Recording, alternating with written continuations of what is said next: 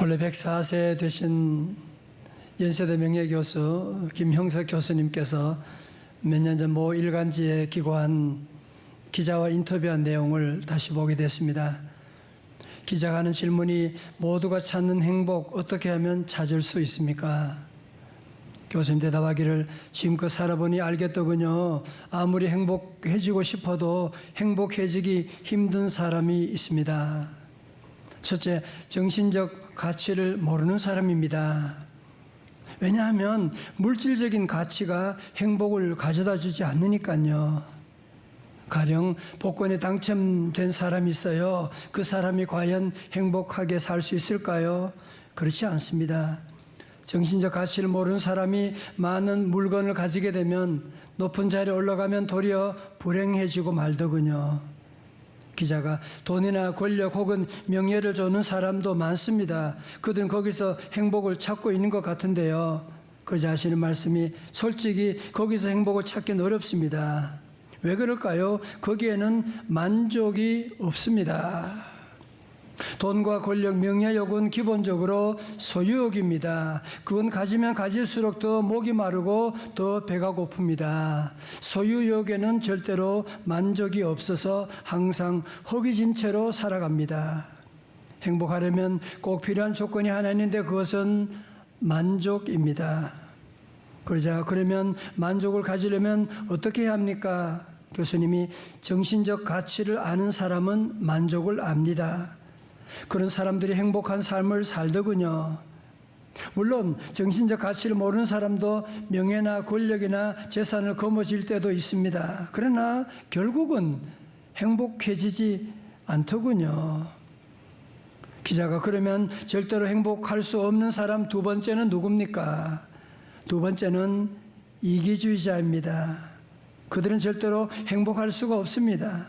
이기주의자는 자기만을 위해 사는 사람이잖아요.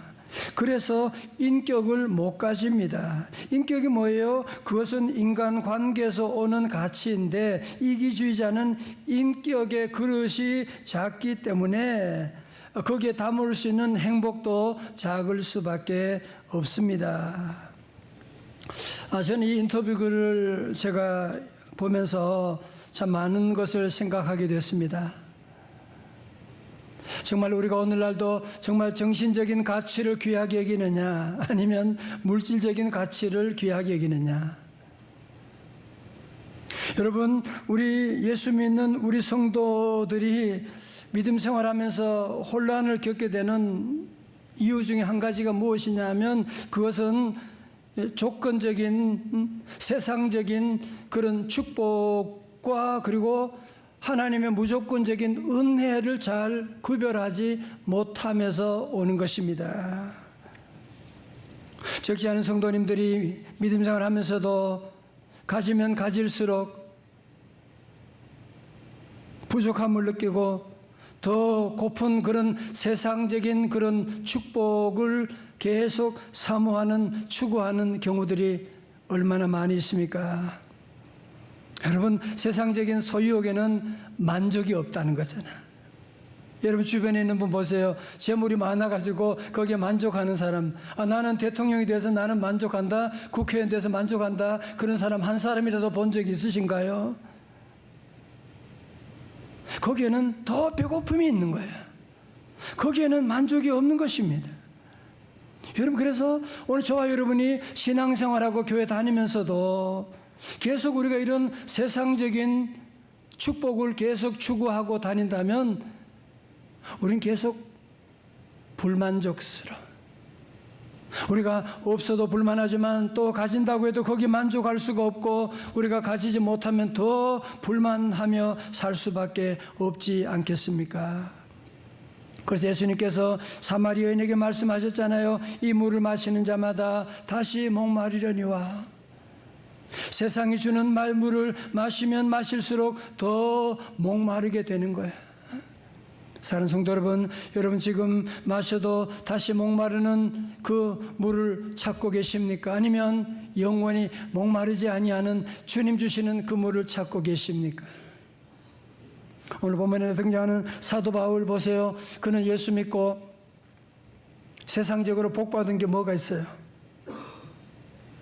아니 도리어 그는 예수 믿은 다음에 그가 지난날 가졌던 모든 세상적인 축복, 명예 다 버리게 됐잖아. 그치? 내가 로마 시민권이다. 내가 가말리엘 문화에서 나는 박사학위를 받고 내가 바리새 중에 바리새인이다. 그런 모든 것들도 다 어떻게 해요? 배설물로 여기고 다 버렸다는 얘기죠. 왜 그랬을까요? 혹시 여러분 어린 시절에 여러분들이 딱지치기 해보신 적 있으시죠? 어릴 때는 그 딱지 하나 더 따는 것 때문에 울고 웃기도 하고 더 그것을 많이 모으려고 얼마나 우리가 애를 썼습니까? 여러분 그런데 그 많은 것을 다 모았지만 지금도 그 딱지를 모으는 분이 여기에 계십니까? 안 계시잖아요. 그 딱지가 무슨 소용이 있어? 마찬가지로 사도 바울이 예수 그리스도를 부활의 주님을 만난 다음에 지난날에 자기가 가지려고 했던 그 모든 것들 다 배설물로 여기고 왜? 내 주 예수 그리스도를 아는 지식이 가장 고상하기 때문이라. 그래서 그는 예수님 만난 다음에 그 지난날의 모든 것들 다 버리게 되고 그러면서 그는 예수님 만나고 무엇보다 귀한 것은 뭐냐? 자기 자신을 보는 눈이 열려지게 된 것입니다. 보실까요? 고린전서 15장 9절의 말씀. 우리 성경 다 있으시죠? 다 같이요. 시작. 나는 사도 중에 가장 작은 자라. 나는 하나님의 교회를 박해하였으므로 사도라 칭함받기를 감당하지 못할 자니라. 아멘. 여러분 자 보세요. 바울의 옛 이름은 뭐예요? 사울이잖아. 사울의 뜻은 뭐예요? 큰 자거든요. 그는 부모님도 그를 낳고 그는 큰 자가 되기를 원했고 바울 자신도 큰 자가 되고 성공하기를 원했고 그는 자기는 큰 자라고 착각하며 살았는데 그런데 예수님을 만난 다음에 그 자신을 바라보니까 나는 큰 자가 아니라 나는 사도 중에도 지극히 작은 자입니다. 그래서 그는 이름을 바꾸어서 바울이라고 하는데 그 바울의 뜻은 뭐라고요? 작은 자라는 뜻이에요. 나는 지극히 작은 자입니다 라고 하는. 그리고 나는 지극히 작은 자일 뿐 아니라 나는 사도라고 불림받을 만한 자격조차 없는 사람입니다 라고 고백하고 있는, 우리말로 하면 우리 교회에서 가장 부족한 사람이에요. 가장 못난 사람이에요. 나는 집사 그렇게 불리는 것조차 나는 감당할 수 없는 사람입니다. 그렇게 얘기하고 있거든요. 여러분 그런데 오늘 본문의 말씀 보면 사도 바울은 이 9절에서 어떤 열등감처럼 보이는 죄책감처럼 보이는 이런 모습에 머물지 아니하고 그는 도리어 드디어 10절로 올라가게 됩니다. 10절의 말씀, 우리가 다 잘 아는 말씀, 요절 말씀입니다. 다 같이 10절 시작. 그러나 내가 나 된 것은 하나님의 은혜로 된 것이니 내게 주신 그의 은혜가 헛되지 아니하여 내가 모든 사도보다 더 많이 수고하였으나 내가 한 것이 아니요 오직 나와 함께 하신 하나님의 은혜로라. 아멘. 여러분 특별히 10절에 그러나를 동그라미 치세요. 그러나. 우리 성도들이 가끔 보면 그런 분 계세요. 나는 부족해요. 나는 아무것도 아니에요. 나는 문제가 많아요. 거기에 머무르는 분들이 계세요. 우리는 거기에 머무르면 안 돼요. 그러나 나 된 것은 하나님의 은혜야. 그러나 하나님이 나를 붙들어주고 계시거든. 하나님이 나와 함께하는 사람이야. 여러분 그래서 오늘 10절의 말씀 가운데 3번 반복되어 나오는 단어가 무엇이냐면 뭐예요? 은혜라고 하는 단어지요. 사도 바울은 모든 것이 다 은혜입니다. 우리 그렇게 고백을 하고 있습니다. 자, 여러분 그런데 우리는 은혜라고 하면 다른 사람들보다 덜 고생하고 은혜라고 하면 뭐 일들이 좀 잘 술술 풀리고 그런 것을 우리는 은혜라고 할 때가 많은데, 오늘 여러분 본문의 말씀 가운데 사도 바울은 뭐라고 합니까? 내가 모든 사도보다 더 많이 수고하였으나 그것도 내가 한 것이 아니라 나와 함께 하신 하나님의 은혜라는 것입니다. 무슨 말이에요? 내가 다른 사람보다 더 많이 수고한 것이, 내가 더 많이 고생한 것이, 그것이 바로 하나님의 은혜라고 하는 것이거든요. 우리 설교노트 3번 여러분 보세요. 김영석 교수님이 100년을 살다 보니라고 하는 책에 아주 중요한 얘기를 하는데요. 들어보십시오. 제가 사랑이 있는 고생이 행복이었다는 사실을 깨닫는데 90년이 넘는 세월이 걸렸습니다.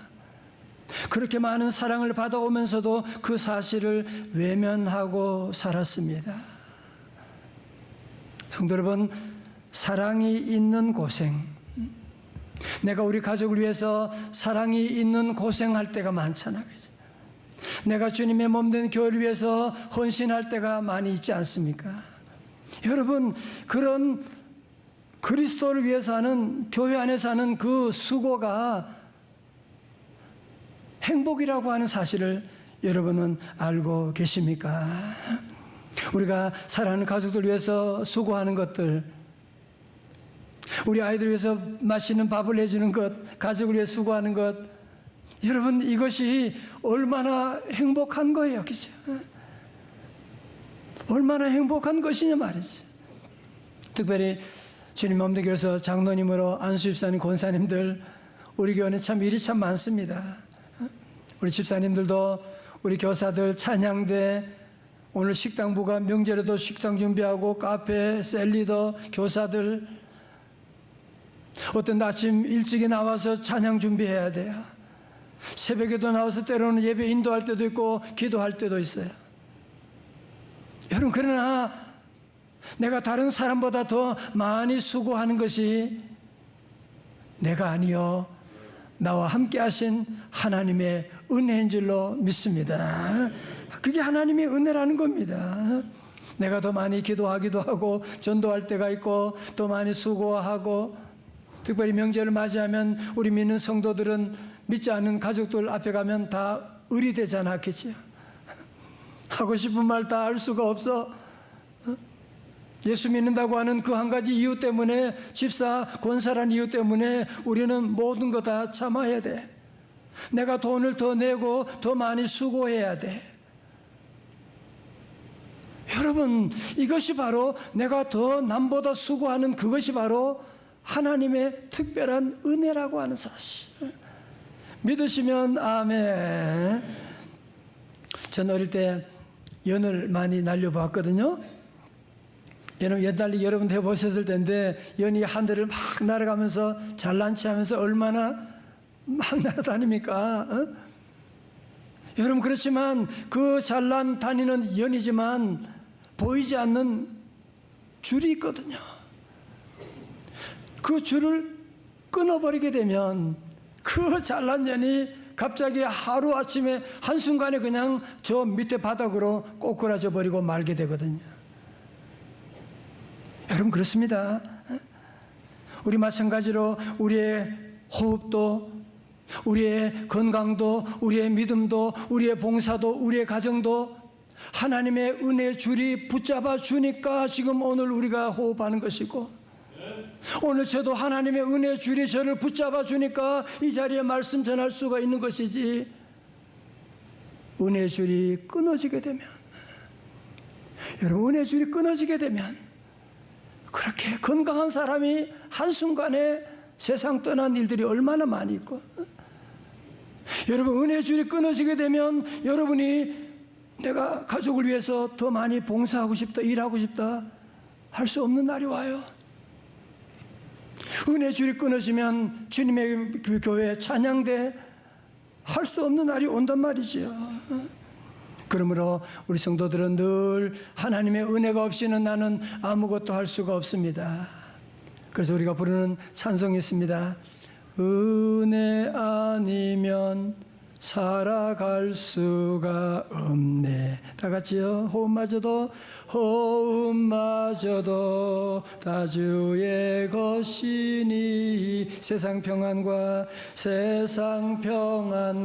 위로 내게 없어도 오직 예수뿐이네.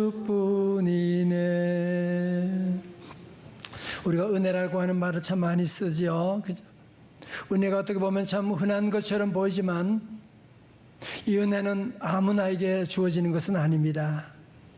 아무나 이 은혜를 깨닫는 게 아니에요. 여러분 다시 우리 9절의 말씀 함께 보실까요? 9절의 말씀 다시 한번 우리 찬양대 한번 크게요. 시작.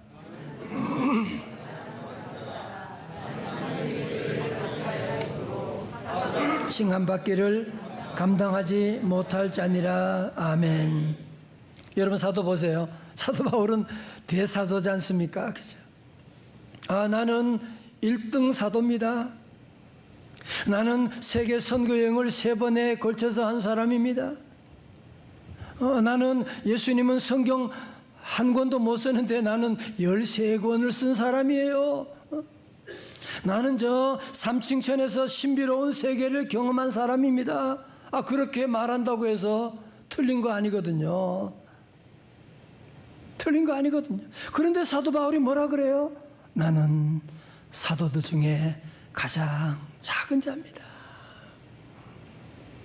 여러분 뭘 느끼세요? 나는 가장 작은 자입니다.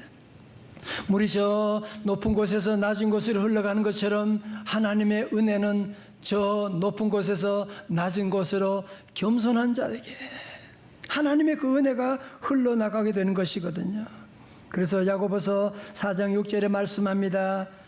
설교 노티스 다 같이요. 시작. 그러나 더 큰 은혜를 주시나니 그러므로 일러스되 하나님이 교만한 자를 물리치시고 어떻게 해요?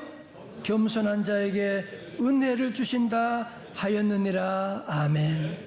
자, 여러분 보세요. 여러분 가운데 나는 은혜가 뭔지 잘 모르겠어. 내가 은혜 받았는지 잘 모르겠고, 혹시 여러분 그런 분 계시다면 이번 추석에 여러분이 저 낮은 곳으로 한번 내려가 보십시오.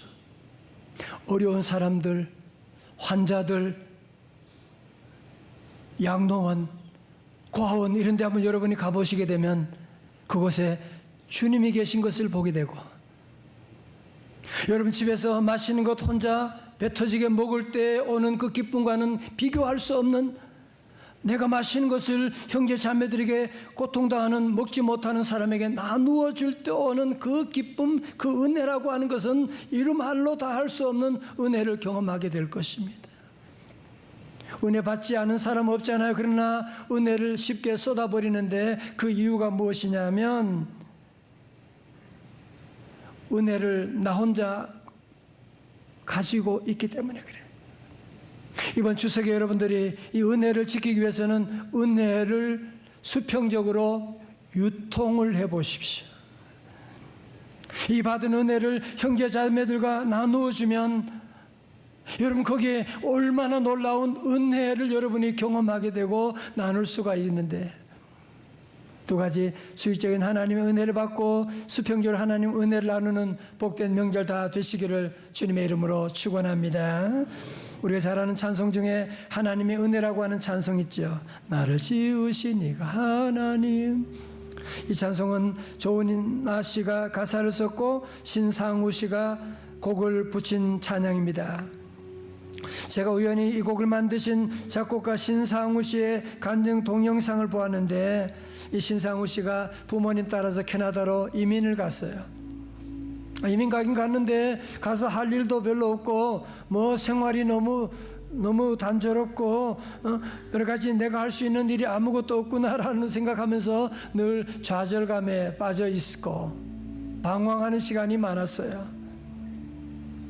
그런데 이상하게도 많은 크리스천 음악가들을 계속 만나게 하시는 거야. 고영원 씨, 최덕신 씨, 조은하 씨를 만났고 송정미 씨를 만나고, 그리고 최덕신 씨를 통해서 송명희 자매를 또 만나기도 하고, 그러면서 깨닫게 되는 거예요. 나는 나 혼자인 줄 알았는데 내 주변에 하나님이 놀라운 은혜로 나를 덮고 있구나. 나를 감싸고 있구나. 그래서 조은하 교수를 만나가지고 하나님의 은혜에 대한 가사를 좀 하나 써주세요. 그랬더니만 이 조은하 교수가 그 다음날 하얀 종이에 만년필로 하나님의 은혜라고 하는 노래 가사를 써온 거예요. 신상우 씨가 이 가사를 보면서 얼마나 눈물을 흘렸는지, 어떻게 이게 내 얘기잖아. 나를 부르신 네가 하나님. 그래서 눈물 흘리고 기도하면서 그가 작곡을 하기 시작했는데 이분 얘기로 무려 30분 만에 곡을 만들게 됐어요. 그래서 만든 곡이 바로 하나님의 은혜라고 하는 찬송인데, 여러분, 이 신상우 씨는 CCM 곡뿐 아니라 베토벤 바이러스, 주몽, 대조영, 제빵왕 김탁구 등 대중음악가 OST에서도 천재적인 소질을 보였는데, 안타깝게도 그는 2017년 50세 젊은 나이로 간암으로 세상을 떠나게 됐다는 기사를 보게 되었고, 정말 안타까운 일이 아닐 수가 없습니다. 신상우 씨가 캐나다에서 어느 누구도 나를 도와주는 것 없고 늘 방황하는 것처럼 보이지만 그 주변에 하나님이 늘 일하고 계시는, 하나님이 귀한 사람을 만나게 하시는, 그래서 하나님의 은혜가 나를 감싸고 있구나 하는 것을 고백하게 된 것처럼, 사랑하는 성도 여러분, 우리 모두 다시 한번 나는 혼자가 아니고 하나님의 은혜가 나를 에워싸고 있고, 또 여러분의 삶 가운데도 두려워할 것이 없는 것은 뭐예요? 나를 붙드시는 하나님의 은혜가 있기 때문에. 이제 우리 다시 한번 우리 모든 성도들, 우리 모두 추석을 맞이하면서 우리 다시 한번 하나님의 은혜를 기억하고, 정말 하나님의 은혜구나, 정말 하나님의 은혜 가운데 살았구나, 이제 내가 앞으로 하나님의 은혜 가운데 살아야 되겠구나 함께 고백하며 우리 하나님의 은혜를 함께 찬양하는 귀한 시간 되시기 바랍니다.